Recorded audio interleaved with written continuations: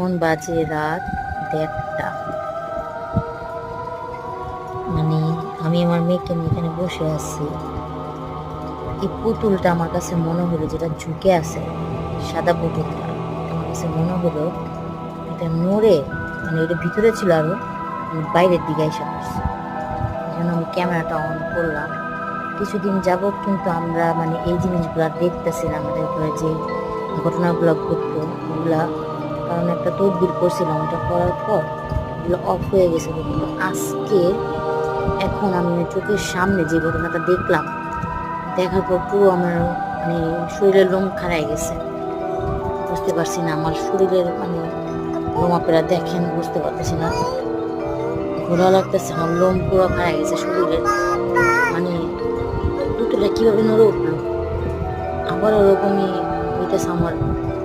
মানে আমি বুঝতেছি না এখন কি